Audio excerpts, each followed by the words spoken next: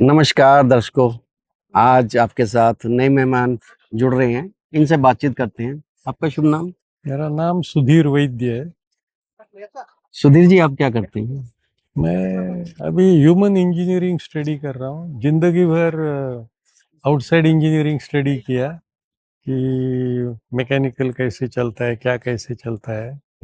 अभी बॉडी कैसी चलती है, बॉडी को क्या चाहिए, बॉडी में एनर्जी किधर से आती है, इसका थोड़ा तलाश कर रहा हूँ।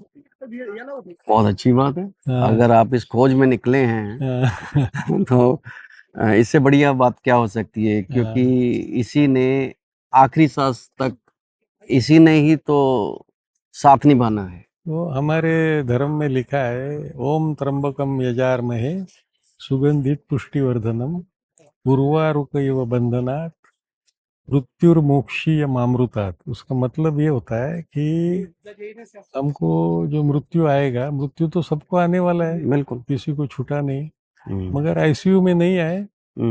जैसे हम भगवान शंकर से प्रार्थना करते हैं कि भाई हम तुमको फूल वूल चढ़ाते हैं और हमको मृत्यु कैसे आना चाहिए।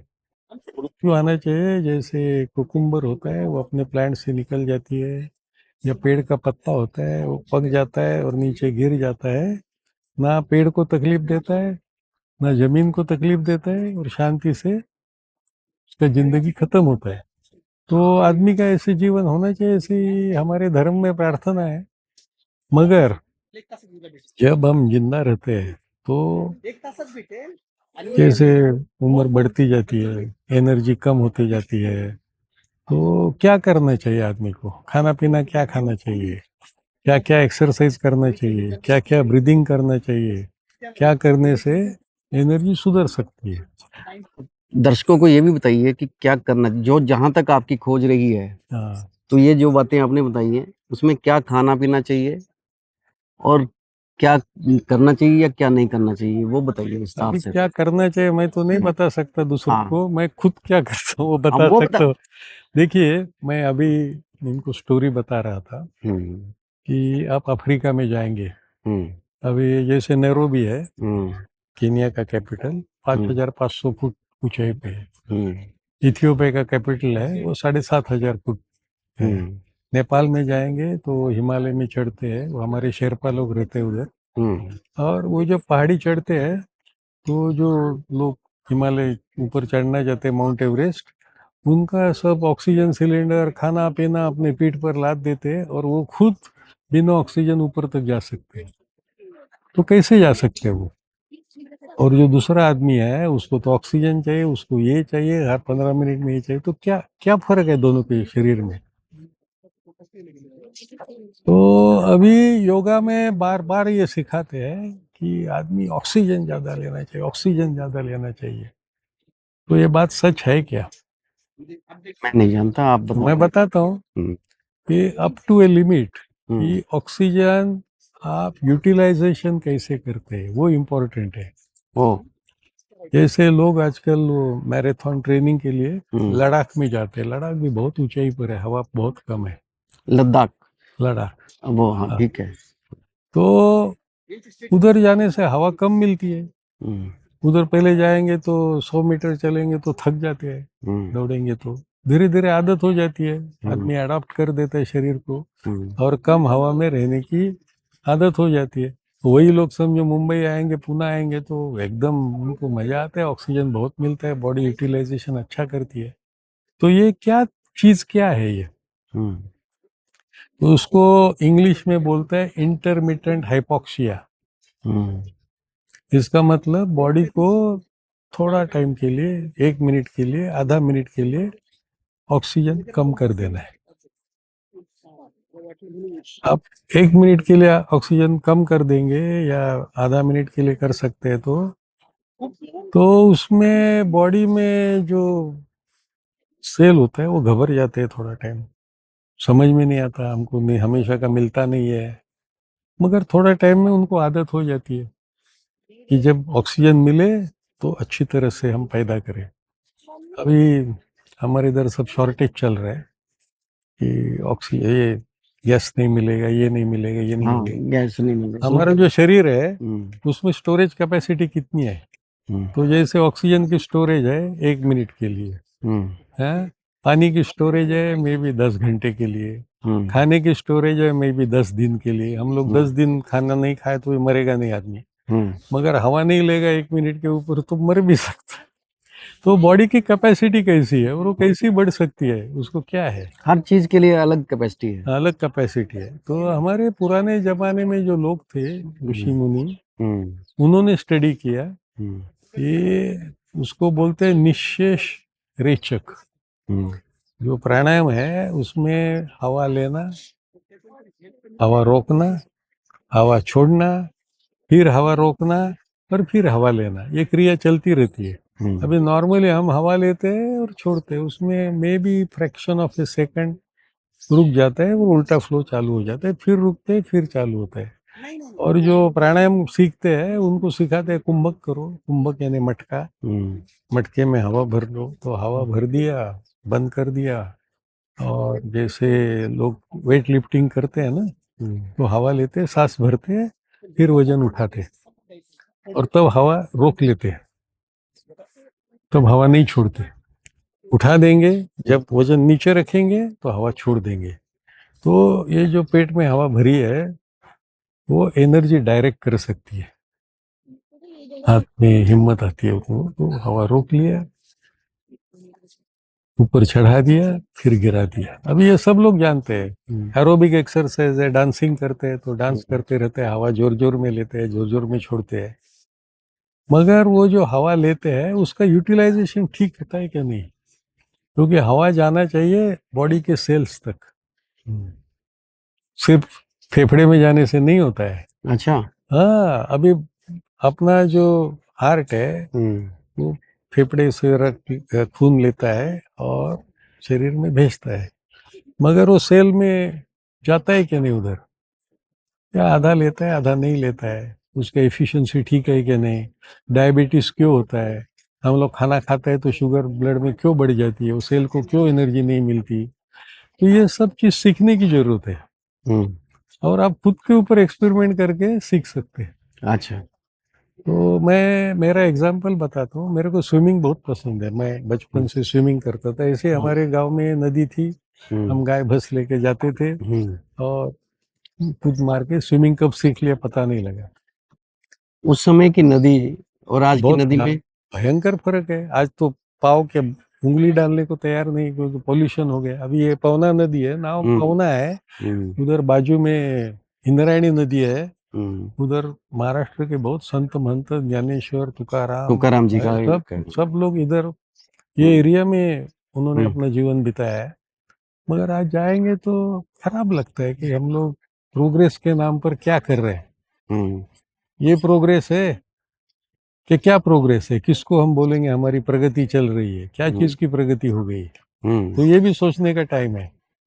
तो coming back to our subject, तो मैं साल में एक बार मेडिकल चेकअप करता हूँ। अभी मेरी उम्र 78 साल है, तो चेकअप करता हूँ तो मेरा शुगर थोड़ा प्री डायबिटिक हो गया था।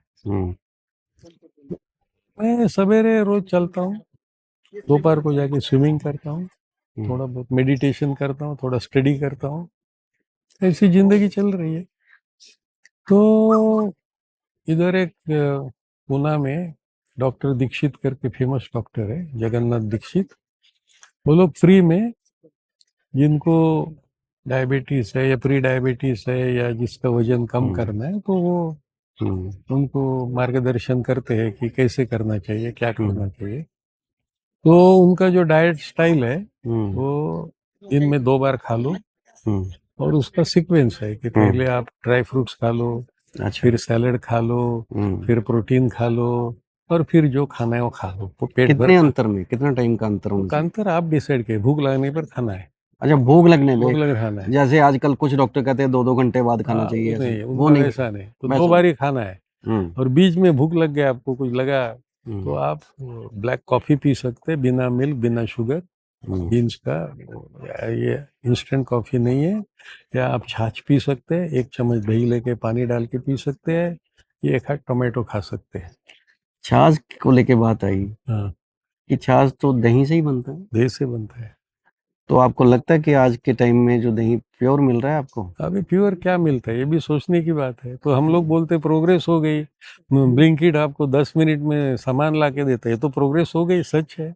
पहले जमाने में लोग पानी लाने के लिए 1-1 घंटा ऊपर चढ़ते थे, पहाड़ी से हाँ, नीचे आते थे, पानी लेके फिर ऊपर जाते थे, बहुत तकलीफ थी। कुछ औरत लोग वो हाँ, मटका मटके लेके लेके जाती थी, 10 किलोमीटर दूर जाती थी। लेके आती थी। अभी अभी जब फैशन होता है ना, हम्म तब उनके सर पर किताब रखते हैं और हम्म बोलते चलो। और हम्म पुरानी औरतें थी हम लोग घट बोलते हैं, क्या हाँ, बोलते हैं हम लोग घट बोलते हैं। घट ठीक है। हाँ, हाँ, तो 3 भी रख सकती थी एक के ऊपर एक, और वो आराम से हाथ लेके गप्पे मारती चलती थी। तो कैसे बैलेंसिंग था, क्या शरीर में ताकत थी, उनका स्पाइन का अलाइनमेंट क्या था, ओ कैसे होता था। अभी मेडिटेशन में कहते हैं ना कि आप स्पाइन में बिल्कुल सीधे हो, तो वो ऑटोमेटिक ही उनका स्टेट अलाइनमेंट रहता तो था। ठीक होना ही चाहिए। अभी आप जानते हैं कि नहीं, हमारे जमाने में एक वेस्ट इंडीज का प्लेयर था, उसका नाम था गैरी सोबर्स। अच्छा। अभी गैरी सोबर्स ऐसा था, उसका चलना था ना, वो कैट पॉ बोलते हैं, कि बिल्कुल आवाज नहीं करेगा। अच्छा। उसको ज्यादा एनर्जी नहीं लगती थी चलने में। क्यों? क्योंकि उसका बॉडी का कोऑर्डिनेशन इतना अच्छा था कि कम से कम एनर्जी लगेगी। तो ये भी ह्यूमन इंजीनियरिंग है। अभी मैं मेरा हाथ ऐसे उठा रहा हूँ, हम्म, तो इधर के जो मसल्स है ना, इनको शॉर्ट होना है, कॉन्ट्रैक्ट होना है, और जो बैक साइड के मसल है उनको रिलीज होना है। मगर जब बैक साइड के मसल रिलीज तुरंत नहीं होते, तो मेरे ये मसल को बहुत काम करना पड़ता है, क्योंकि बॉडी कोऑर्डिनेशन खराब हो गया, दिमाग करेक्ट इंस्ट्रक्शन नहीं देते हैं। अभी आप कुछ बहुत मोटे मोटे आदमी बगले देखेंगे, उनके घुटने में दर्द है, हाँ जी। तो वो जैसे उठते हाँ, यस, इतना ताकत क्यों ये लगता है? मैक्सिमम है। क्यों मैं लगता कह है रहा ताकत? 80% लोगों में शायद ये प्रॉब्लम, ये जो घुटने की है, हाँ, तो वो है। मैं भी आप अपने आसपास भी देखता हूँ। हाँ, क्यों है? मुझे उसका कारण नहीं पता है, आप तो बताएंगे मैं तो? बताता हूँ कारण। हाँ। तो मैं ये दीक्षित डाइट चालू कर दिया, हम्म और मेरा वजन कोई ज्यादा नहीं था पहले। हम्म मेरा वजन था 69 किलो। तो 3-4 महीने में मेरा वजन घट के 62 किलो हो गया, 62 किलो। तो मैं बहुत डर गया, वो डॉक्टर के पास गया, वो ऐसे हो गया, देखिए वजन कम हो गया, ऐसे हो गया, बहुत दर्द लग रहा है, मेरा एनर्जी खत्म हो गया। क्या ये डाइट मेरे को सूटेबल है क्या नहीं, आप बताइए। तो उन्होंने मुझको एक सवाल पूछा, आप 21 साल के थे, कॉलेज जब छोड़ दिया, तब आपका ट्राउजर का साइज क्या था? तो मैं बोला 32 इंच था। अभी कितना है? अभी 36 इंच है। और ज्यादा से ज्यादा कितना हो गया था? 39 इंचेस हो गया था। तो बोले तुम्हारा पेट कम हो गया, पेट का फैट निकल गया, वजन कम हो गया, अभी तुम्हारे घुटने खुश है, तुम्हारे एंकल खुश है कि उसको 6 किलो वजन कैरी नहीं करना पड़ता है। हाँ, बहुत बड़ी बात की आपने। हाँ, हाँ। बिल्कुल। अभी मैं और एक टेक्निक सीखा था, उस पे टेक्निक का नाम। मतलब अगर हम सामान लेने जाते हैं मार्केट, जिन जो लोग ज्यादा हाँ, 2-3 किलो का, अगर एक बैग एक हाथ में, 2-3 किलो एक हाथ में लेके चलते हैं, हाँ, तो उसका सारा असर हमारे घुटनों पे जाएगा। घुटनों पे आता है। ओ, जाता किधर है? घुटने पर आएगा, पाँव पर आएगा, सब जगह जाएगा। तो अभी आपका वजन कम हो गया, हल्का हो गया, पेट आपका हल्का हो गया, पेट का फैट निकल गया, तो खाने का यूटिलाइजेशन थोड़ा सुधर गया आपका। आपका वजन कम कैरी करना है, body is happy, knees are happy, ankles are happy, everybody is happy. तो बोलते हैं आप डरना नहीं, आप जब यंग थे तब ऐसा ही था, आपका पेट और कम करना चाहिए थोड़ा। तो उसका इफेक्ट मैं आपको बताता हूँ। मैं इधर स्विमिंग करता हूँ, तो सांस लेता हूँ अंदर पूरा, और एक कोने पे किक मार के दूसरे कोने तक जाना है, तो मैं 3-4 जाने के बाद पहले थक जाता था, या भी हवा कम पड़ गया लगता था, तो बाहर आता था, हवा एक हवा लेके पूरा जाता था। अभी ये मेरा वजन कम होने के बाद, और ये दूसरा मैं बताता हूँ, वो करने के बाद मैं अभी एक कोने से दूसरे कोने तक एक सांस में जाता हूँ, ओ, और 7 स्ट्रोक। मेरा वीडियो भी है उसका, मैंने किसी को बनाया था, बोलने दिया अच्छा। कि इधर से ये कोने से आप एक सांस ले लो, फुल किक मार दो और चले जाओ। तो सांस लेके पानी में आप जाएंगे ना, तो शरीर थोड़ा वॉल्यूम बढ़ जाता है। उसको आर्किमिडीज प्रिंसिपल से वो डेंसिटी बोलते हैं ना, शरीर का डेंसिटी कम होता है तो बॉडी थोड़ा फ्लोट होता है। और जब हवा आप छोड़ते हैं तो बॉडी थोड़ा सा नीचे जाता है, क्योंकि उसका डेंसिटी कम होता है। तो उसको संस्कृत में बोलते हैं प्लाविनी। यानी हमारे पुराने योगाचार्य थे, उनको मालूम था हवा लिया तो शरीर थोड़ा ऊपर रहेगा, हवा छोड़ दिया तो थोड़ा नीचे जाएगा। अब खुद ही एक्सपेरिमेंट कर सकते हैं, पानी में जाके देख लीजिए, करेंगे तो थोड़ा शरीर ऊपर आएगा, छोड़ दिया तो बॉडी का मास वॉल्यूम थोड़ा कम हो जाता है, मास तो कम नहीं होता है। तो आर्किमिडीज का प्रिंसिपल है कि पानी कितना फेंकता है, कितना वजन कम होता है, क्या होता है वो, तो थोड़ा नीचे जाता है। और ये प्रोसेस से मेरा तो परफॉर्मेंस सुधर गया। मैं बोला यार, मैं ताकत तो लगता है कम हो गया लगता है, मगर परफॉर्मेंस तो दिख रहा है। तो ये क्या चीज है? तो ये एक टाइप का ह्यूमन इंजीनियरिंग है कि बॉडी कैसे फंक्शन करती है, कैसे नहीं करती है। पुराने जमाने में चाइना में ऐसे लोग रहते थे, दे वेर कंप्लीटली बैलेंस। अभी मेरा हाथ है, मैंने उसमें समझो 50 ग्राम का वजन रखा और आग बंद कर दिया, तो पता लगता है कि इधर कुछ वजन है। मगर मैं ऐसे आग बंद करके बैठा हूँ और एक मच्छी आके इधर बैठ गई, तो मैं शायद उसका वजन नहीं सेंस कर सकता हूँ, क्योंकि हमारे मसल में इतने रेसिडुअल स्ट्रेसेस है, तो हम इतना फाइन ट्यूनिंग नहीं है बॉडी का जो ट्यूनिंग है वो रेसिडुअल मसल्स है। तो अभी आप हाथ में वजन बढ़ाते जाओ, 5 ग्राम डाल दिया, 10 ग्राम डाल दिया, 50 ग्राम डाल दिया, 1 किलो डाल दिया, तो कितने ग्राम में आपको पता लगता है कि हाथ में वजन आया है। ये बॉडी का सेंसिटिविटी बताता है। और बॉडी जितनी ज्यादा सेंसिटिव है उतना उसका परफॉर्मेंस सुधर जाता है। अच्छा। तो चाइना में ये जो मार्शल आर्ट है वो अपना ताकत यूज नहीं करते। मैंने आपको अटैक किया इसे, तो अब मेरे को हाथ से खींच के गिरा देंगे तो खुद अलग हो जाएंगे, क्योंकि उनका बॉडी इतना सेंसिटिव और फास्ट एक्टिंग है, रिएक्शन टाइम इज सो लो। जो कोई अटैक करने को आया तो चुका देंगे, और अपना ताकत है वो यूज करके they will finish you by using your power only.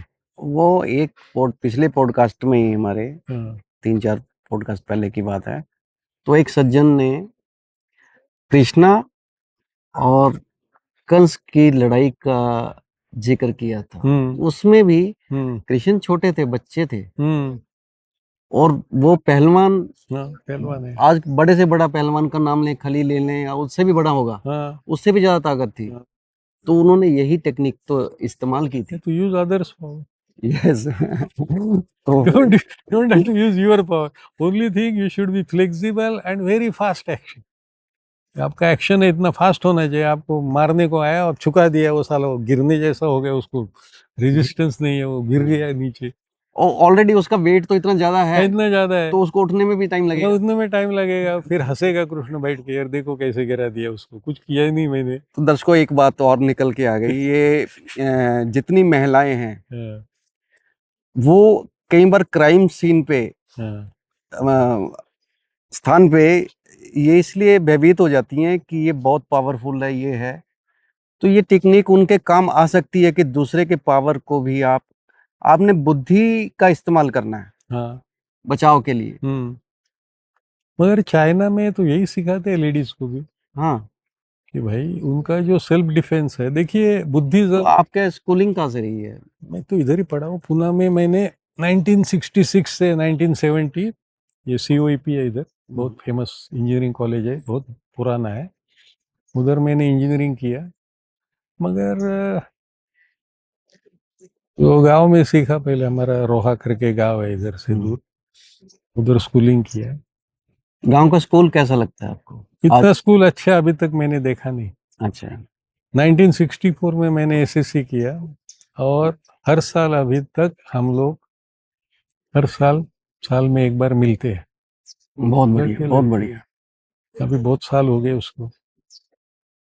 तो इतना पुराने स्कूल की मैं बात करूं, क्योंकि आज भी देखा, मैं भी स्कूल में जब पढ़ा हूं, तो आपके स्कूल के मैदान के अंदर क्या फलदार वृक्ष थे उस समय कोई? हमारा जो स्कूल था उधर सब फैसिलिटी थी। अच्छा। छोटा गांव है। हाँ। और गांव का नाम है रोहा। वो अभी रायगढ़ डिस्ट्रिक्ट में है।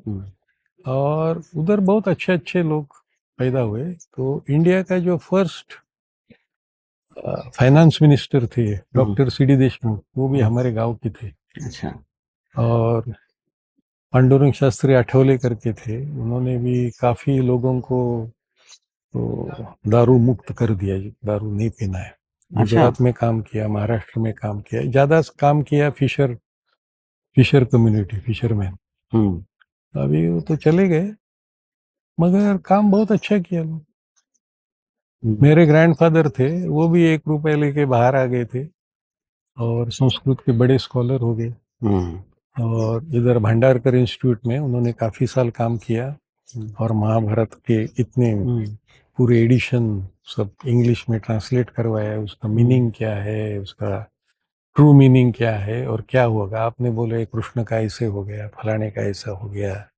हम लोग भगवत गीता बोलते हैं, मैनेजमेंट बताती है कि कर्म की अपेक्षा मत करो, आप काम करते रहो। हम जीवन में बोलते हैं हमारा धर्म अच्छा है, मगर रियलिटी में क्या करते हैं हम लोग, ये भी सोचने की बात है। और मैं हमेशा अभी पूछ रहा था, प्रोग्रेस क्या है?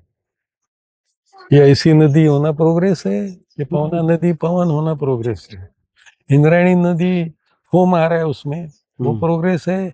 कि हम लोग सिर्फ ज्ञानेश्वर तुकाराम नाम लेंगे और भजन करेंगे, ये प्रोग्रेस है? क्या शो ऑफ है? मतलब आपके कहने का मतलब है, जो संत तुकाराम जी को मानने वाले लोग हैं, उनकी संख्या हजारों लाखों में होगी, लोग है ना? तो मैं भी देखता हूँ कि सफेद टोपी पहनी है और वो पद यात्रा पे भी निकलते हैं कई बार। वारी होता है, अभी बुढ़े बुढ़े लोग जाते हैं, उनको भी एनर्जी आ जाती है, there is some spirit there. तो क्या ऐसा हो सकता है कि वो एक पद यात्रा 1-2 दिन छोड़ के कुछ नदी की सफाई के लिए वो कुछ अभियान अभी देखिए क्या है, हमारे नदी के ऊपर कोई फैक्ट्री होगी, अच्छा, वो ट्रीटमेंट नहीं करते। शायद हो सकता है इधर पोल्यूशन कंट्रोल वाला कोई ऑफिसर भी होगा, क्या देखता है? अच्छा, उसको देखना चाहिए, और वो नहीं देखते तो पॉलिटिशियन है, पब्लिक है, जनरल पब्लिक है, ये अवेयरनेस होना चाहिए कि हमारी नदी शुद्ध होनी चाहिए। अभी गंगा शुद्धि का बहुत बड़ा अभियान चल रहा है। अभी नासिक में होगा महाकुंभ, क्या शुद्ध करेंगे मालूम नहीं, कुछ टाइम कुछ ना कुछ तो करेंगे। मगर अभी क्या है कि पॉपुलेशन बढ़ गया, अभी लोड़ा है। मैंने उनको पूछा कि आप अपना पॉल्यूशन जो हमारा ड्रेनेज आता है, नहाने का पानी, टॉयलेट का पानी, उसको कैसे ट्रीटमेंट करते हैं और कैसे नदी में छोड़ते हैं? बहुत बढ़िया क्वेश्चन था। मतलब अगर आपने ऐसा क्वेश्चन किया है, तो क्या जवाब? तो मैंने नहीं, वो सेप्टिक टैंक वगैरह करते हैं, maybe they follow some standard, I don't know what. मैंने पीने के पानी के बारे में पूछा कि आपका टेस्ट रिजल्ट मुझको दिखाइए, तो नो वी डोंट शो। फिर मैं ऐसे गधे जैसा एक आदमी के पास गया, पूछा यार थोड़ा डायरी दिखा तेरा कितना है। फिर मैंने पानी लिया और टेस्ट करवाया, तो इसमें 90 ppm डिजोल्व सॉलिड है, वो अच्छा लेवल है। 90 ppm बोलते हैं, पार्ट्स पर मिलियन। तो उतना तो ये हमको डिजोल्व जो मिनरल्स है वो मिलना चाहिए, कैल्शियम है उतना तो बॉडी के लिए जरूरी। मतलब आपके हिसाब से ठीक था? ठीक है, ठीक है, ठीक है। तो बहुत बढ़िया बात है। भी ठीक है। अगर आप जैसे लोग जागरूक हो जाएं, जहां जहां वो रह रहे हैं पूरे भारत में, किसी भी सोसाइटी में रह रहे हैं, तो दोस्तों पानी पे चेक होना बहुत जरूरी है, क्योंकि वही कई बीमारियां भी पैदा कर सकता है। ज्यादा का रूट कॉज वही है, हवा है, पानी है, हवा, बाकी पानी। खाना है आपका। अभी हेमा मालिनी बोलते हैं, इसलिए आपको आरओ लगवाते हैं। आरओ लगाते हैं। आरओ क्या करते हैं, वो तो मिनरल पहले निकाल देता है सब, जो पानी में डिजोल्व है वो। तो नेचुरल आप मिनरल। ये जो पानी इनका आ रहा है सोसाइटी का, वो डायरेक्ट पीते हैं या आरओ लगाया हुआ है आपने? नहीं, मैं सिर्फ इसमें ओजोन गैस डालता हूँ, कुछ बैक्टीरिया फैक्टीरिया हो गया तो मर जाएगा, फिर फिल्ट्रेशन करता हूँ। अच्छा, तो मैं उसका मिनरल निकालने की जरूरत नहीं है, फिर मिनरल निकालो, फिर मिनरल वो ऊपर से कौन सी डालो, गैस क्या डालते हैं, जरूरत वो है? कैसे डालते हैं आप, क्या? ओजोन का ओजोनाइजर मिलता है बाजार में 1-2 हज़ार रुपए में। अच्छा। हाँ, आप फल भी धो लो, क्योंकि फल में भी देखिए आज हम्म कितना पेस्टिसाइड डाला है, हम्म क्या क्या डाला है भगवान जाने। तो वो जो ओजोन गैस है हम्म, उसको ऑक्सीडाइज करके न्यूट्रल कर देता है सब। अच्छा। हाँ। तो हम लोगों को जो टेक्नोलॉजी है, अभी टेक्नोलॉजी का यूज पॉजिटिव भी होता है, नेगेटिव भी नेगेटिव होता भी होता है, कई है। अभी बार हम भेड़ चाल में चीजें ले लेते हैं हाँ, और हमें पता नहीं होता। हाँ, बहुत से लोगों को मैंने यहाँ देखा है, वो डायरेक्ट रसोई में जो पानी उनका आता है वो भी पीते हैं। तो आरओ नहीं खराब नहीं, लगाया हुआ वो लोगों ने। जरूरत जब नहीं आपने है। कह दिया ठीक है, अभी आपने चेक कर मैंने लिया। 2 बार टेस्ट करवाया, जरूरत हम्म नहीं है। मैंने वो आरओ वाले को बुलाया, मैं बोला टेस्ट करो ये पानी। हम्म वो हम सब मशीन मीटर लेके आया, टेस्ट किया, हम्म बोला कितना ये डिजॉल्व सॉलिड्स कितना है इसमें, हम्म 90 ppm। हम्म। तो ठीक है ले। मैं खुद भी जब अभी शाहजहाँ देखिए रसोई में। 200-300 होगा ना, तो हाँ, ना आपका कपड़ा ठीक धो सकता है, क्योंकि उसमें साबुन भी काम नहीं करता, हार्ड वाटर हो गया। ओके। सबसे अच्छा पानी किधर है अभी महाराष्ट्र में, हमारे इधर बॉम्बे का पानी है। बॉम्बे में 2 चीज है, हम्म एक है बिजली, हम्म वो कभी फेल नहीं होती, हम्म फेल हो गए तो न्यूज़पेपर में न्यूज़ आती है। हम्म। और हमारे इधर न्यूज़ आती है कि आज पावर फेल नहीं हुआ, ये न्यूज़ है हमारे इधर। अच्छा, तो हमारे इंडिया में सिंपल चीज़ है, बॉम्बे में पावर फेल क्यों नहीं होती? क्यों नहीं होती? क्यों नहीं होती? जो पुराना बॉम्बे है वो बीएसटी बनाया, टाटा कंपनी बनाई, सब केबल जमीन से जाती है, ट्रांसफार्मर स्टैंड बाय रखा, चेंज ओवर का सिस्टम अच्छा बनाया, सब कुछ टेक्नोलॉजी पुराना है, फिर भी चल रहा है, कोई प्रॉब्लम नहीं। क्योंकि बॉम्बे का जिंदगी है, सब बिजली पर चलता है, उधर यूपीएस इन्वर्टर की जरूरत नहीं पड़ती जो प्रॉपर बॉम्बे। पर थोड़ा बॉम्बे के बाहर आइए, ठाणा में जाइए, या इधर थोड़ा बाहर है कि नई मुंबई, पावर फेल हो गया। कल ही मैं पढ़ रहा था रेट क्या है किसका, कंपैरिजन है, बीएसटी का रेट ये है, अडानी का रेट ये है, टाटा कंपनी का रेट ये है, और एमएससीबी का रेट ये है। आप रेट देखेंगे, एमएससीबी सबसे महंगा है। अच्छा। यानी वो पेपर में जो डेटा दिया है, अभी कल से प्राइस बढ़ा दिया है, एमएससीबी भी बढ़ा है, वो भी लोग बढ़ाए प्राइस। तो क्या है उधर, क्यों सस्ता दे सकता है बीएसटी, क्यों सस्ता दे सकता है टाटा? टाटा को सलाम है, रतन टाटा को सलाम है। ना ना, रतन टाटा से उनके जो पुराने लोग थे, हाँ, वो जमशेद जी, क्योंकि हम तो टाटा नमक ही खाते आए हैं। नहीं मगर उसके पुराने, उसके पहले जाइए आप। अच्छा, पुरानी बात बताइए। कब? हमारे इधर महाराष्ट्र में 3 पावर स्टेशन बने, हम्म हीरा, भिवपुरी और खोपोली। अभी खोपोली आप शायद बॉम्बे से पुणे आते हैं तो खोपोली में देख सकते हैं पावर। एक जो पावर स्टेशन बना वो भीरा करके जगह है, वो हमारे गांव के अपस्ट्रीम में है। और उसका पानी आता है पूना की इधर से, इधर एक डैम बना है, और डैम का पानी जाता है भीरा में, और भीरा से नीचे गिरता है, और वो कुंडली का नदी हमारी, उसमें फ्रेश वाटर आता है वो। तो ये 3 पावर स्टेशन टाटा ने बहुत पहले, अभी मुझको लगता है 100 साल होंगे, अच्छा। मालूम नहीं कब बना है। और वो बनाना इतना मुश्किल था कि रोड नहीं थे, तो जो मशीन्स थे वो जर्मनी से बाय सी आ गए, उधर एक क्रेन लगाया हमारे गांव के इधर, वो उठाया और उधर से पूरा 10 किलोमीटर का रेलवे लाइन बनाया अपने खर्चे से, उनको जगह दे दिया गवर्नमेंट ने, लेके जाओ उधर, और ऊपर चढ़ाया मशीन सब, और चालू करके मुंबई को पावर सप्लाई चालू किया। खोपोली से चालू किया, भिवपुरी से चालू किया, भिवपुरी ये कर्जत साइड में आता है, और भीरा आता है ये साइड में आता है। तो डैम बना दिए, पानी का लाइन बना दिया। अभी जमशेदपुर का स्टोरी देखिए आप, तो तब वो ब्रिटिश लोग थे, बोलते हम स्टील बनाते, ऐसा दुनिया में कोई बना नहीं सकता है। तो टाटा को गुस्सा आया, बोलते हम भी बनाएंगे स्टील। तो उन्होंने ढूंढना चालू किया इंडिया में कौन सी जगह है। और ये जमशेदपुर जगह ऐसी है कि उधर कोयला भी मिलता है और आयरन ओर भी मिलता है, दोनों मिलके वो स्टील बनाते हैं। और cost of manufacturing is lowest in the world, one of the lowest steel plant, क्योंकि सब नजदीक नजदीक है। पानी है, स्टील ओर है, कोकिंग कोल है, जो चाहिए वो सब मिलता है। अभी उन्होंने कैसे साइट सिलेक्ट की? तो ये जो हम लोग बोलते हैं वो इंडस्ट्री टाटा पैसा खाता है, करप्ट है, फलाना ये करता है, ऐसा है, हम लोग उनको गाली देते हैं, मगर उन्होंने जो अच्छा काम किया उसको कोई नहीं बताएगा। क्यों नहीं बताते भाई? तो यही तो है। अभी सब लोग अंबानी को गाली देते हैं, अडानी को गाली देते हैं। अभी अमेरिका ने कोलैबोरेशन किया अंबानी से। अंबानी का जो जमशेदपुर में जामनगर का जो प्लांट है, तो सब लोग हंसते थे, अरे इधर कैसे रिफाइनरी बनेगी, इधर तो पानी नहीं मिलता, इधर तो डेजर्ट है, इधर कौन रहने को आएगा, क्या आएगा। आज देखिए हमारे वाइल्ड एनिमल का वो पार्क बना दिया उधर, इतना उधर पानी आ गया, वनस्पति आ गया, सेफ हेवन हो गया जंगली। रिफाइनरी तो चल ही रही है। मेरे एक प्रश्न उठ गया। हाँ, हम लोग चांद पे पानी ढूंढ रहे हैं, हाँ, और ये नदियां जो बह रही हैं, इस पानी को हम ठीक नहीं कर सकते।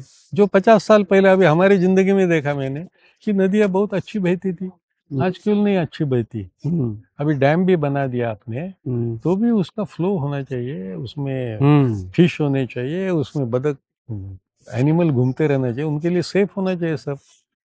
तो है क्या, ये भी सोचने की बात है। और हमारे पास सबकी टेक्नोलॉजी है, ये ऐसा नहीं कि हम लोग हमारा घर का जो खराब पानी होता है उसको ट्रीट नहीं कर नहीं, सकते। टेक्नोलॉजी हमारे भारत के पास है या विदेश से लेनी पड़ती है? नहीं, अभी देखिए पुणे में एक आदमी है, क्या नाम है उसका, वायु, VAAYU। वो कितने साल से वो कुकिंग गैस बना रहे घर में। घर में कुकिंग? हाँ, जो हमारा जो वेस्ट होता है, हाँ, जो हम लोग खाना खाते हैं तो ड्राई वेस्ट होता है, प्लास्टिक है, ये है, कागज है, फलाना है, मगर जो केले का छिलका है, भाजी काट लिया तो वो है, ये सब, और कोई अनाज खा के फेंक दिया वो है, तो उससे मीथेन गैस बनता है। तो उसने छोटा सा प्लांट बनाया है, वो बोलता है 10 किलो भी वेस्ट है आपके 2-3 लोगों का, तो आपका कितना 40 मिनट 50 मिनट आपका चूल्हा चलेगा। तो बना रहे इधर इधर बाजू में। मैं तो गया नहीं मिलने के लिए उसको, मगर नहीं, अगर आप मिले, आपका संपर्क हो, मैं भी उनका पॉडकास्ट करना चाहूंगा। हाँ, क्योंकि ऐसे जो आइडियाज हैं वो आज देश को जरूरत है। तो आप उसका जो पेपर में व्हाट्सएप यूनिवर्सिटी में जो आया है उसका नाम है वायु, VAAYU, और वो आदमी का नाम है सहस्रबुद्धे। अच्छा, और इधर चिंचवड़ में पुणे में रहते हैं। अच्छा, अच्छा। तो ऐसे अभी लोढ़ा में बहुत गार्बेज है, वो सेपरेट नहीं करते। मैंने बोला था, लिखा है डब्बे में वेट ड्राई, पर वो हम लोगों को बोलते नहीं कि आप 2 डब्बा रखो, एक में वेट डालो, एक में ड्राई डालो। वो बेचारे लोग काम करते हैं, वो सब सेपरेट, फिर वो डबल मेहनत करते हैं। अब जर्मनी में जाएंगे तो 6 डब्बा रख देगा, एक कांच का रखो, एक प्लास्टिक का बोतल रखो, एक ड्राई वेस्ट रखो, एक वेट वेस्ट रखो, और सब ऐसा करके होता है। कितने सालों से वो सेग्रीगेट करके ट्रीटमेंट कर रहे हैं उसका। ग्लास है वो भी रिसाइकल होता है, प्लास्टिक है वो भी रिसाइकल होता है, ये जो वेट वेस्ट है उससे गैस बनता है, ड्राई वेस्ट है उससे कुछ काट कूट के कुछ दूसरे रास्ते में कुछ तो कुछ डालते हो। अब यहाँ देखिए कितने पत्ते गिरे हुए हैं, इतने पेड़ लगे हैं, पेड़ बहुत लगे हैं, पेड़ों की भरमार है यहाँ। तो ही हमें इतनी गर्मी में भी सर्दी का एहसास हो रहा है। बहुत बढ़िया। आप घर से इधर आएंगे, आप 3-4 डिग्री टेम्परेचर कम रहता है। और ये जो पेड़ है उनके जो पत्ते हैं उनका आप कंपोस्टिंग बना के वापस कर दो। देखिए महात्मा गांधी थे, politically I may not agree with you कि क्या पॉलिटिक्स खेला उनका उनको, मगर उनके जो इकोलॉजी के कंसेप्ट है कि पृथ्वी को अच्छा कैसे रखना है, समझने की बात है। उन्होंने बोला था गांव में सब, गांव का जो वेस्ट है वो गांव में ट्रीटमेंट होना चाहिए, गांव में गाय भैंस होना चाहिए, गांव के लोगों को छोड़ के शहर में नहीं जाना चाहिए, ग्रामोद्योग होना चाहिए। उसलिए वो चरखा चलाए वो लोग कि कोई ज़्यादा खर्चा भी नहीं आए।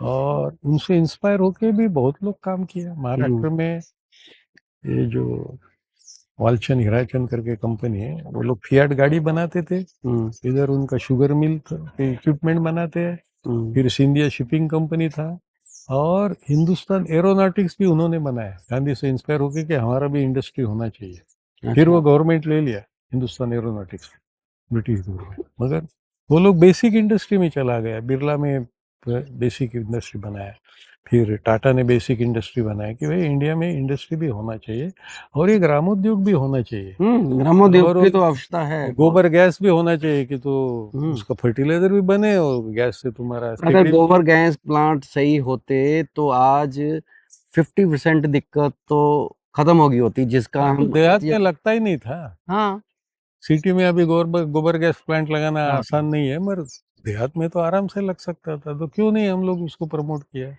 क्या वो पुरानी चीज है? तो आपको लगता नहीं कि देहात को भी हमने सिलेंडर और गैस दे के उनका भी जो रोजमर्रा का रूटीन था वो देखिए उसमें दो एस्पेक्ट है। मैं जब छोटा बच्चा था तो हमारे इधर वो हिली ट्राइब में रहने वाले थे, हम लोग उनको कातकरी बोलते थे। वो कातकरी लोग वो पेड़ काट के वो लकड़ी लेके फायरवुड करके बेचते थे और चलता था, हम भी स्टोर करेंगे, चूल्हा चलेगा लकड़ी। बाद में वो लकड़ी मिलना धीरे धीरे बंद हो गया, फिर कोयला आ गया। कोयले लोग फॉरेस्ट में बनाते थे, कोयला बना के आता था।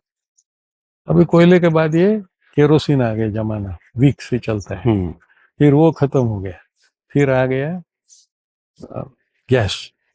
अभी गैस का भी पाइप गैस है और सिलेंडर वाला गैस है, दोनों टाइप के हैं।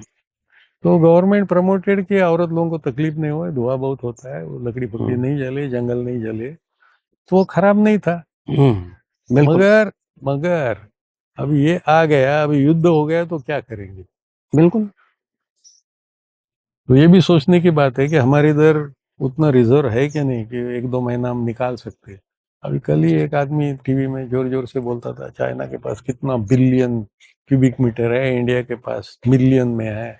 तो चाइना जो है, अभी आप चाइना का डेमोक्रेसी नहीं है, फलाना नहीं है, ढिगना नहीं है, हम गाली देते हैं, मगर उनमें जो है वो भी सीखना चाहिए। और हमारे शत्रु पक्ष है वो, तो उनको तो ज्यादा समझना चाहिए कि उनका स्ट्रेंथ किधर है। बिल्कुल। अभी देखिए आपका ईरान पसंद नहीं आया होगा, मगर the way they are fighting,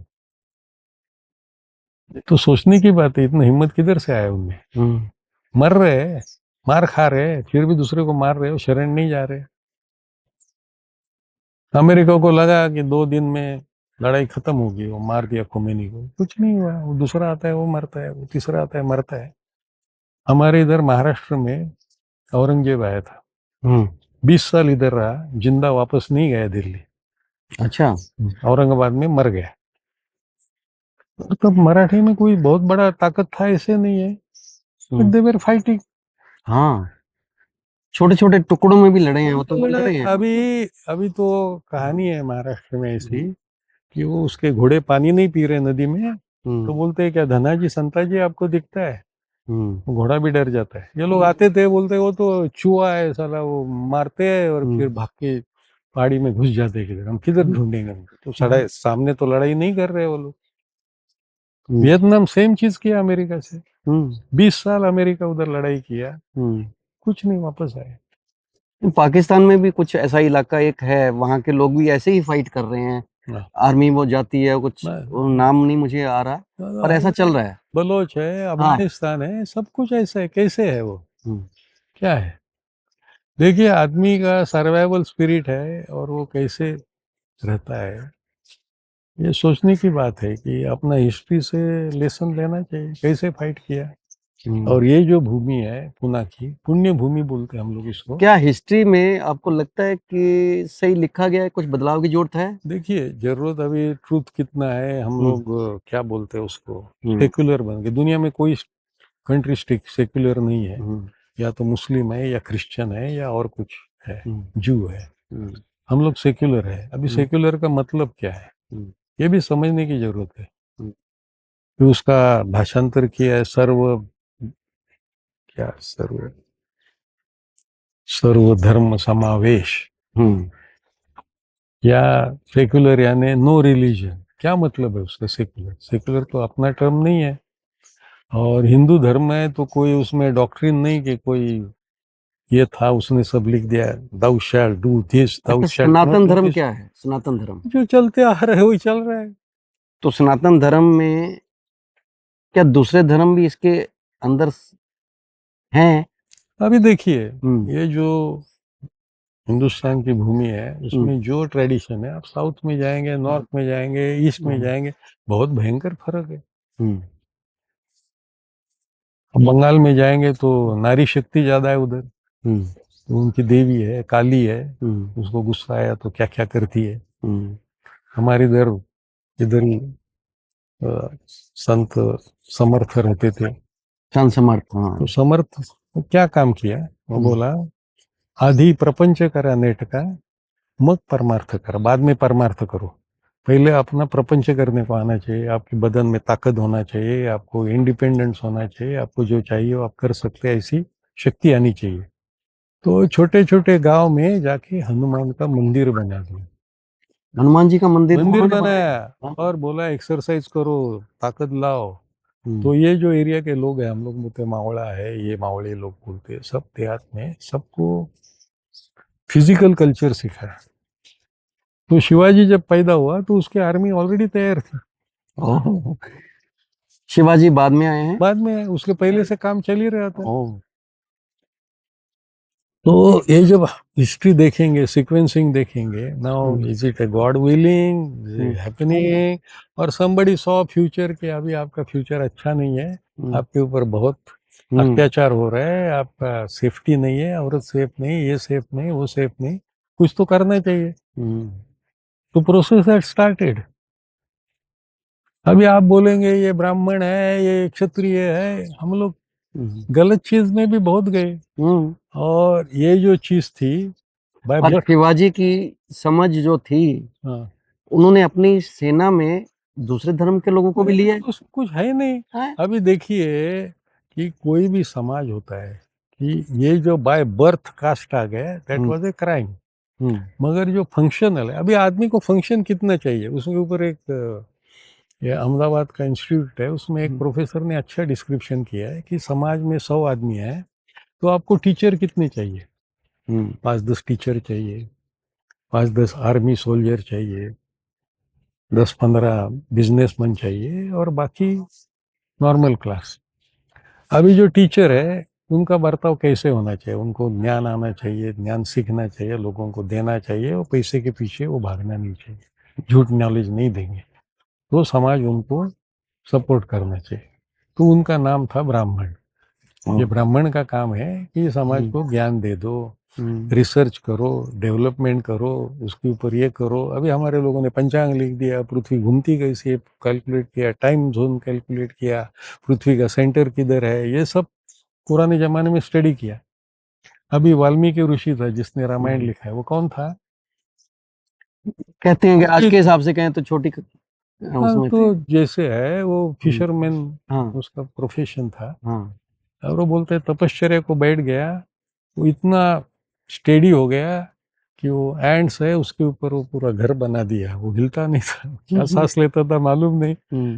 बाद में 1-2 साल के बाद तोड़ के बाहर आ गए, उसको पूरा ज्ञान हो गया दुनिया का। ऐसी कहानी है, अपने इधर कहानियां बहुत है, मगर समझने की बात यह है कि ऐसे कास्ट का तो उसका कोई संबंध नहीं। जिसको हम कहानी समझ रहे हैं वो सच भी तो हो सकता है। सच भी हो दोनों ऑप्शन है ना, दोनों ऑप्शन है। हम कहानी मान के चल रहे हैं, जैसे उसको भी तो कुछ लोगों ने कह दिया था कि ये जो पुल बना हुआ है राम के टाइम का नहीं है, ये कहानियां हैं। कहानी है तो पर साबित हुआ ना, साइंस भी साबित कर रही है उसको। तो कर दिया ना। तो उसका जो अलाइनमेंट है, वो जो रामायण में वर्णन है कि वो आप विमान से फ्लाइट लेके जाएंगे तो सब आपको दिखता है। और वो जो तिथि है, काल नापते थे कि कौन से दिन वो राम उधर पहुंचा, कौन से दिन नासिक पहुंचा, कौन से दिन ये पहुंचा, तो वो जो स्काई का कॉन्फ़िगरेशन बताते हैं उससे आप डेट निकाल सकते हैं, जो वर्णन किया उससे। यानी वेरिफिकेशन प्रोसेस है, कोई लोग स्टडी किया है कि भाई ऐसे स्टार है तो कौन सा जमाना होगा, क्योंकि कोई कोई स्टार का कॉन्फ़िगरेशन है वो तो 15 दिन में बदलता है, 1 महीने में बदलता है, कोई साल में बनता है, कोई 10 साल में बनता है, कोई 100 साल में बनता है। अभी हमारे इधर बोलते हैं वो ये होता है तो 12 साल लगते हैं, अभी नासिक में होगा अगले साल। अभी ऐसा है हमारे इधर, ये पुराने स्टोरी है, मगर पंचांग भी है, उसमें सब लिखा रहता है कि सूर्य कितना बजे उगेगा, कितने बजे रुकेगा, कितना क्या होगा, कितना क्या होगा, सब लिखेगा।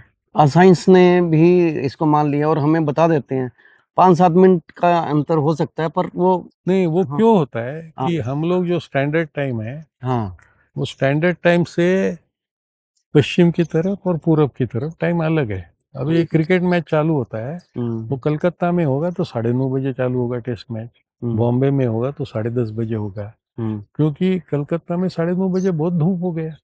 वो पूरब की साइड में सूरज उधर जल्दी उगता है। अच्छा, और हम जो लाइन खींचा है बनारस का, वो लाइन बीच में है इंडिया के, और वेस्ट में है, बॉम्बे साइड में सूरज लेट उगता है, तो उस हिसाब से वो लोग क्योंकि हमारा देश बहुत बड़ा है, हाँ बड़ा है, उसके हिसाब से छोटे हमारा छोटे देश हैं, उनको टाइम के हिसाब से फर्क नहीं पड़ेगा। नहीं पड़ता है, फिर मगर फर्क पड़ता है। फिर भी पड़ता है थोड़ा। देखिए, आप अपना टाइम और नेपाल का टाइम, हम्म, नेपाल में 15 मिनट फास्ट है। मैंने अभी इधर 9:30 बजे है, तो नेपाल में 9:45 बजे, और वही बांग्लादेश में जाएंगे तो 10 बजे है, क्योंकि वो ईस्ट में है। They have adjusted what is local time के हिसाब से वो लोग एडजस्ट कर दिए। बर्मा में जाएंगे तो 1 घंटा होगा, उधर जाएंगे वियतनाम में जाएंगे तो और 2-3 घंटा हो जाएगा, जापान में जाएंगे तो 3.5 घंटा आगे अपने, क्योंकि उधर सूरज अगले पहले आता है। तो ये टाइम की बात होगी। एक प्रश्न मेरा रह गया था फलदार पेड़ के लिए। क्या आपने बचपन में किसी पेड़ से फल तोड़ के खाए हैं? मैं अभी बताता हूँ, मैं आई मिस इट। हम लोग बचपन में थे, हमारे घर में बहुत ही हम लोग हापूस आंबा बोलते, और वो मैं बताता हूँ, वो कभी कौवा काटता था और गिर भी जाता था। वो आम का जो टेस्ट है, मैंने अभी दिखने को मिलता नहीं है, क्योंकि वो आम पक गया, नीचे गिर गया, उसका रंग ऐसा हो गया वैसा हो गया। I still remember that test. हम लोग आम खाते थे, बेर खाते थे हम लोग, वो हमारे इधर एक ये होता है, क्या बोलते हैं उसको, कैशू नट, हाँ, काजू बोलते हैं, उसका भी फल होता है। तो मेरे को लगता है फ्री में ही खाया होगा। सब फ्री में है यार, जाके खा लो। तो क्या आप अपने बच्चों को दे पा रहे देते हैं थे आगे, नहीं, या अभी जनरेशन को दे वो पाएंगे जानते फ्री? भी नहीं है भाई। अभी हमारे घर में है, उधर जाऊंगा मैं विलेज में, तो किधर पेड़ है। अभी तो मेरा भाई बोल रहा था, ये साल आम तो है ना, वो बंदर आ गए और बंदर खा रहे हैं। मैं बोला पहले किधर थे बंदर? वो बोलते पहले बंदर जंगल में खाना मिलता था, अभी जंगल में खाना नहीं मिलता है, इसलिए वो सिटी में आ गए, हाँ, बस खा रहे। तो उन्होंने कटवा तो नहीं दिया ना बंदरों के डर से? अगर बंदर भी खा रहे हैं तो खा रहे, अभी तो तो खाने खाने के लिए दीजिए, पूरा तो छोड़ देते तो हैं। खाने दीजिए, तो छोड़ देते हैं। कोई ना कोई तो खा रहा है ना उसको। हाँ। मगर ये पहली बार मैंने सुना उसके मुंह से कि अभी रोहा गांव में बंदर आके गांव में जितने पेड़ है उसका आम वो खा रहे। मैं बोला खाने दो, अभी उनका जमाना तो आ गया। इंसान पहले क्या था? वो भी बंदर ही था। बंदर ही थे। तो बंदर से साइंस कहती है जो, हम्म। तो अगर वो खा रहे हैं तो उनका भी तो हक है। हक है, क्यों नहीं हक है? तो तो उनको खाता देख के हम पेड़ थोड़ी काट देंगे। यही तो बात है, यही तो बात है समझने की कि जिंदगी क्या है। अभी हमारा लाइफ स्पैन है, हमने हमारा 3 जनरेशन पहले देखा, हमारा 3 जनरेशन देखा और खत्म हो जाएगा। फिर आगे का जनरेशन क्या देखेगा वही जाने। उनको क्या दे के जा रहे हो? सबसे बड़ा क्वेश्चन यही उठता है, जो आपको मिला, हम्म। आपके बाप दादा ने दिया, हम्म। क्या वो ही नहीं आप दे पा रहे अपने नहीं, आने अभी वाली उनको जनरेशन? फुर्सत नहीं है, वो बहुत बिजी है ये। हमारे स्कूल में वृक्ष थे, हम्म। शहतूत, हम्म। कुछ कुछ जगह आसपास भी जो मैदान होते थे ना खुले, उसमें फ्रूट्स लगे होते थे। हाँ, लगे तो पूरा आम लगा, चीकू, आम की आपने सब बात सब बताई, सब वो हाँ, आम चीकू तो अगर खाने को बच्चों को मिलेंगे तो उसकी प्राइस भी तो नहीं बढ़ेगी ना, अगर जगह जगह प्राइस लग में, जाए। और वो मजा अलग है। हाँ, मजा भी है सबसे। तो आप प्राइस की गिरा बात, के सॉरी खाना। मैंने गलत बोल दिया, प्राइस की तो बात होनी नहीं वो तो चाहिए आगे की है। आगे की। मजा, मजा। वो टेस्ट, Yeah. वो No, that is a यादें, different life. वो That is a different life now. I sometimes say, what is progress we are making? Is it the progress? हाँ, प्रोग्रेस क्या चीज है? हाँ, बिल्कुल। हम लोग सुधर गए अभी। फोन करना है, पहले अमेरिका फोन करना है तो हाँ, 1 मिनट में 15 रुपए लगता था, 20 रुपए लगता था। अभी फोन उठा दो, इंटरनेट है, फ्री में कॉल होता है, वीडियो होता है, सब कुछ होता है। अभी आप हाँ, पॉडकास्ट भी कर रहा हूँ पॉडकास्ट तो कर रहे हैं, इसका सहारा ले रहा तो हूँ। देखिए टेक्नोलॉजी है, आप हाँ, अपलोड करेंगे, सब लोग दुनिया देख सकती है। इंटरेस्ट है तो आपको कमेंट लिखेगा, ऐसा हम हो गया बिल्कुल। वैसा हो गया। ये तो प्रोग्रेस है, ये तो पॉजिटिव प्रोग्रेस में समझूंगा। पर आप एडिक्टेड हो गए, दिन भर साला यूट्यूब ही देखते रहेंगे तो क्या हाँ, होगा? तो अपनी लाइफ का कैसे वो एंजॉय कैसे करेंगे? एंजॉय पर कैसे करेंगे? एंजॉय मेरे को करने को मिलता है कि आप जैसे लोगों के साथ इस पेड़ की हाँ, छाया अभी और देखिए नदी का किनारा वहाँ देखिए स्काई और ब्लू पक्षियों है, की आवाज आप वो दर्शक बर्ड सुन देख रहे रहा होंगे, है, ओरिजिनल है, उधर का हमने बर्ड कोई देख डाली रहा है, नहीं। उसको हाँ कुछ खाना मिल रहा है क्या? अभी वो हाँ बोलते हैं, हाँ वो बस गिद्धड़ को या घार बोलते हैं, उनको आजकल खाना नहीं मिल रहा है। हाँ वो पारसी लोग थे, वो जलाते नहीं या जमीन में नहीं ये करते थे, तो वो लोग पंछी को अपना शरीर देते थे एक जमाने में। बॉम्बे में एक रिवर है, उसमें फेंक देते थे, वो पंछी आएगा और बॉडी काट के लेके जाएगा। अभी नहीं करते, टाटा भी ये कर दिया, क्रिमेशन कर दिया उसका। अच्छा तो उनका भी जिंदगी खत्म है। बर्ड का कौवा है, कौवा कौवा कौवा कौवा किया तो हम लोग बोलते थे अरे गेस्ट आने वाला है। हाँ ऐसे ऐसी थी, कोकिला गा रही है तो आज पहले। गेस्ट पहले पूछता है कि आपके घर में सिलेंडर है कि हाँ पहले ऐसे, पहले जमाने में हम पूछते नहीं थे, घुस जाते थे किसी के घर में, वो उसको खाना बनाना ही पड़ता था। तो हमारे इधर एक वो पिठला बोलते हैं, भाकरी बोलते हैं, वो हाँ तो आज में औरत दर्शकों ये बनाएगी, वो बात साला सही है खाना कि खा। आज आप बेल बजाने से भी डरते हैं। अरे जाए, अच्छा है कि नहीं यार, क्या करेगा। ये बिल्कुल जमाना ये भी है, वो भी था घर खुद, तो दरवाजे में बेल ही नहीं थी, दरवाजा खुला ही रहता था दिन भर। तो कौन सी बेल है और कौन सा क्या है, किधर बेल थी। मेरे को याद आ रहा है कुछ साल पहले मैंने एक ऐसा गांव महाराष्ट्र में ही देखा था कि जिसमें कोई दरवाजा ही नहीं बनवाया हाँ, तो लोगों वो भी ने। वैसे भी गाँव थे, वैसे भी गाँव थे। ना चोरी का डर ना कोई चाइना में अभी भी, बीजिंग में ऐसी एरिया है, अच्छा उधर वो गली को गेट लगा देते, अंदर कुछ नहीं है। तो अच्छा फॉरेनर आके देखते हैं चाइनीज हम्म, 100-150 साल पहले कैसे रहते थे। अच्छा अभी हम लोग तो दिखाने के लिए भी पुराना स्टाइल दिखेगा नहीं, वो पुराना आर्किटेक्चर था ना, मतलब हम ये पुरानी विरासत संभाल नहीं पा रहे हैं, नहीं है, तो तो उसको सब बदलाव में हम उनके पीछे भाग रहे हैं तो वेस्ट। पहले जो था कोर्टयार्ड टाइप हाउसेस, वाड़ा बोलते हैं इधर, कि पहले गेट रहेगा, चारों बाजू से कवर रहेगा, पीछे रहने का घर रहेगा, और बीच में खुला चीज रहेगा। तो छोटी रूम है, उसको दूसरा लोग रहेंगे, ये रहेंगे, वो रहेंगे, वो रहेंगे, हर एक को अपना प्राइवेसी में है, हम लोग को टुगेदरनेस में है। तो ऐसी स्टाइल थी आर्किटेक्चर। अभी आर्किटेक्चर ऊपर चला गया, कबूतर खाना, कबूतर रहते वैसे हम लोग रहते एक एक घर में। हाँ मुर्गी जैसे रह रही है उनके जैसे, वो आप देखते हैं कोई एक ट्रक का लोड देखो, अगर वो पूरा वो उठा के तो जाएगा घर तो बना आपको दिया उसको, कि पिंजरा बना दिया उसको, पिंजरे सब बना दिया कितने स्टोरी पिंजरा है। पिंजरा उतनी वो स्टोरी कहता है कि लगा दी। ज्यादा से ज्यादा वजन जितना भी उसमें तो पहुंच लोड़ा जाए। लोड़ा 23 स्टोरी पिंजरे बना दिए। नहीं उसने बहुत सुंदर चीज बनाई है, नहीं बनाया, हम तो नहीं बहुत बोलते। उसका धन्यवाद है हाँ, कि उसने ऐसी ऐसी फैसिलिटीज यहाँ दी हैं। हाँ। तो हम किधर लोग मिलेगा 100 एकड़ जमीन, हाँ, उसमें नदी, ठीक है कहीं खराब हो नहीं गया फिर मिलेगा। भी नदी है, नहीं मेरे पेड़ को लग है, रहा है ये नदी के है। पार भी अब बन रहा है, कुछ ऐसा भी तो प्रोजेक्ट आ रहा है। बनाएंगे बनाएंगे, अभी तो हाँ थोड़े दिन में पता नहीं लगेगा, सब कंक्रीटीकरण बोलते हैं हम लोग, सब कंक्रीट हो जाएगा, हाँ हरा भरा नहीं रहना अब तो चाहिए। कोई गवर्नमेंट ने कुछ रूल्स बनाए हैं अरे कि भी बनाया तो आप सब इतना है, ग्रीनरी रखना पड़ेगा। बोलते हैं। अब पुणे सिटी में जाके देखिए, पुणे कितना ब्यूटीफुल था। अच्छा हमारा कॉलेज था, बोट क्लब है, और बोटिंग में इतना मजा आता था उधर, नदी है पीछे कॉलेज के, और वो स्कूल फाउंडेड इन 1854।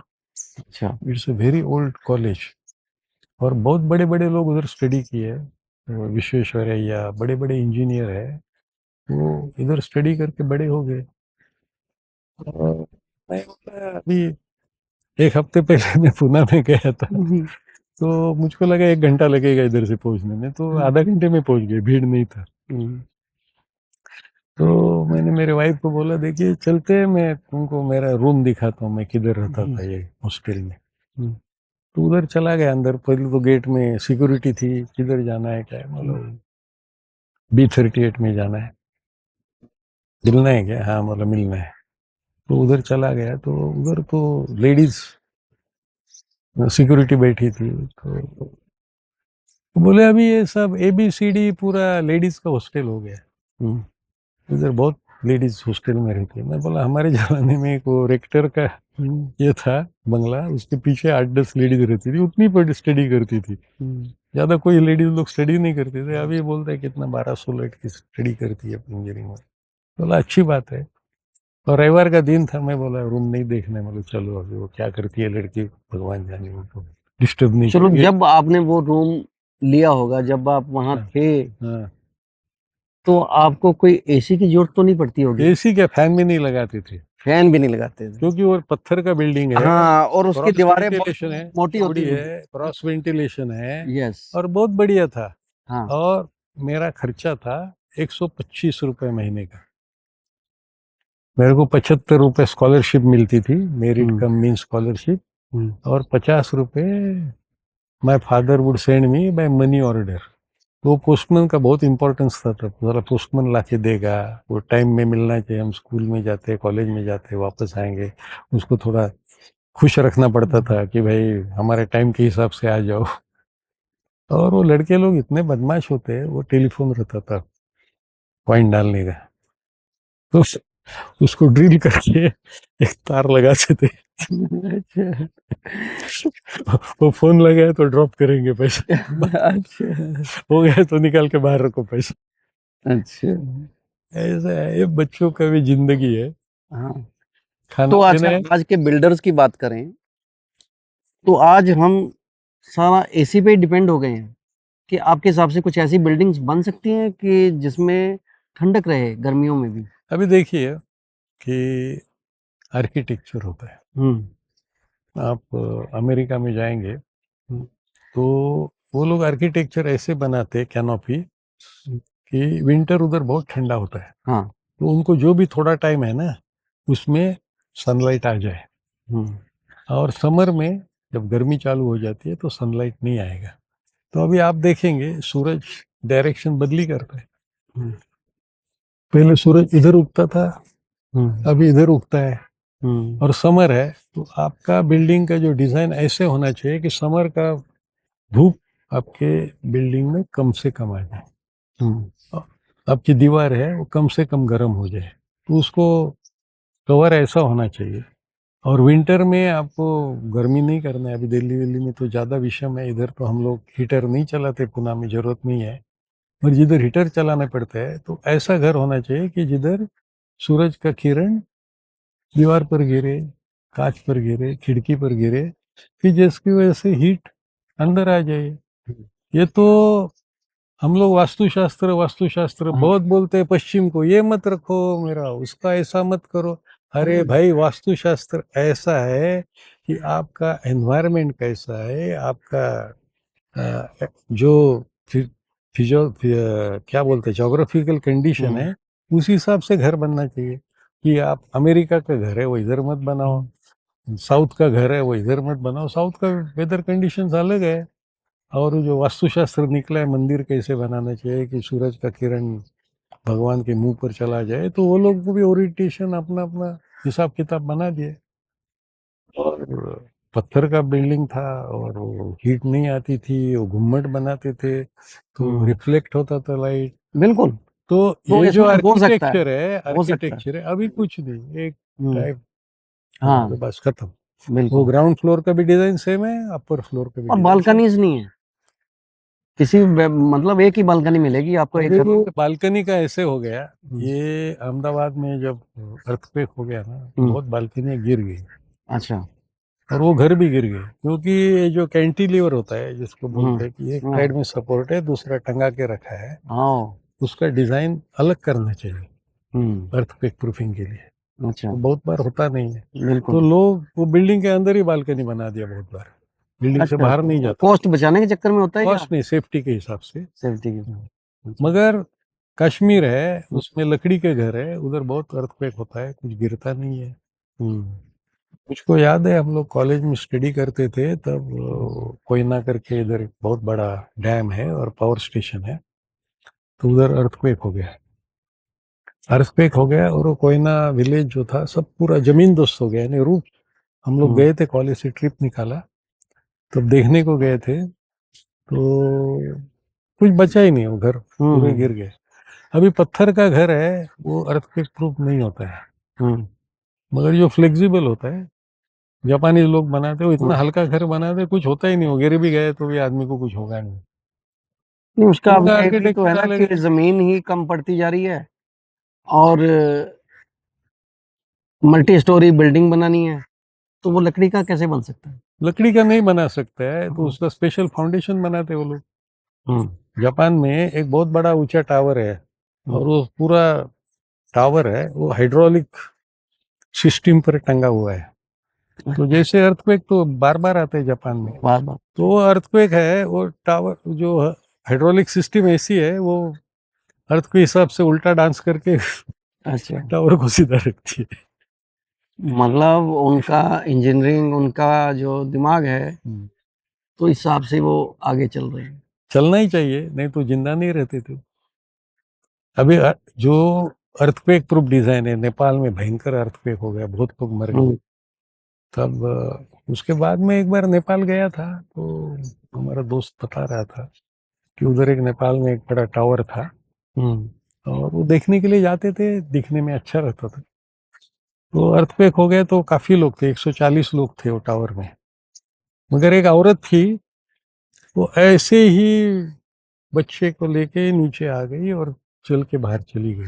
ओह, वो फिर छत पे होगी ना? छत पे हो गई, वो बच गई। अंदर के लोग थे वो क्रश हो गए, क्या क्या हो गया, क्या क्या हो गया। मतलब वो लोग बचेंगे? छत के टंकी, आजकल तो पानी की टंकी होती है। ये तो पानी की टंकी है जो भी था, मगर वो बच गई। अभी देखिए, अभी हाँ, अहमदाबाद में वो प्लेन गिरा, प्लेन में एक आदमी यस, कैसे उड़ गया, बोलते हैं पैदल चल बाहर निकल गया। अभी बिल्कुल। उसकी जिंदगी थी ये भाई। पाकिस्तान में भी हुआ ना, हाँ, वो जब प्लेन घर की छतों पे जाके गिरा है, तो हाँ, 2 व्यक्ति उसमें से ऐसे निकल के आ गए कि जैसे ये कुछ हुआ ही नहीं। कुछ हुआ ही नहीं। तो अभी अभी ये क्या बोलते हैं, ये जिंदगी है, ये कौन सा साइंस है, ये किसको हाँ, जिंदगी ज्यादा मिलती है, किसको नहीं मिलती है, क्या ब्लू जोन क्या है। अभी वो अमेरिकन लोग बहुत स्टडी किए, वो पाकिस्तान में भी एक जगह है जिधर का लोग बहुत जिंदा रहते हैं, तो पहाड़ी में रहते हैं। तो क्या खाते हैं, क्या पीते हैं, तो उसमें एक चीज आई ये वो कि वही गांव तो नहीं? मैंने भी एक वीडियो देखा, बहुत सुंदर महिलाएं हैं वहाँ की, हाँ है, सब सब बढ़िया है।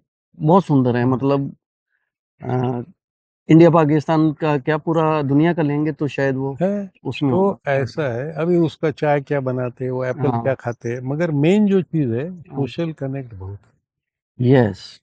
है। और वो लोग वो स्क्रीन टाइम में ज्यादा विश्वास नहीं विश्वास। करते, घूमते फिरते हैं, काम करते रहते हैं, हलचल करते हैं। अभी कौन सा योकिनाका के क्या जापान का है, उधर का भी लोग बहुत ज्यादा जिंदा है, वो भी वैसे ही है लाइफ। क्या खाना खाते हैं, क्या कैसे लाइफ जिंदा करते हैं। तो ये अमेरिका में कोई आदमी था, उसने किताब लिखी ब्लू जोन, ये दुनिया में रशिया में किधर है, कॉकेशस माउंटेन में है, ये हुंजा बोलते हैं उसको, जो कश्मीर में है ना, वो एरिया को हुंजा बोलते हैं। हुंजा, हुंजा टी, हुंजा कॉफी, अभी सब बेच रहे हैं क्या उसके नाम पर, हुंजा लोग क्या करते हैं। मगर उधर के लोग का जो एवरेज लाइफ ये है वो बहुत ज्यादा है। मैंने लद्दाख की भी एक स्टोरी पढ़ी थी, किसी ने वहां भी ऐसे कोई घर बनाए थे, क्योंकि वहां तो बर्फ ही बहुत होती है। हाँ, बर्फ होती है। पर उन्होंने ऐसा आविष्कार कर दिया वो घरों में, अब आर्मी को भी ठहरने को मिला वहां पे। तो वो मतलब टेम्परेचर मेंटेन था उसमें। ये तो कैसे रहता है। कैसे रहता है वो साइंटिस्ट, शायद उनके नाम में कोई मूवी भी बनी थी। हाँ, जेल में भी रहे पीछे, अब मेरे ख्याल हाँ।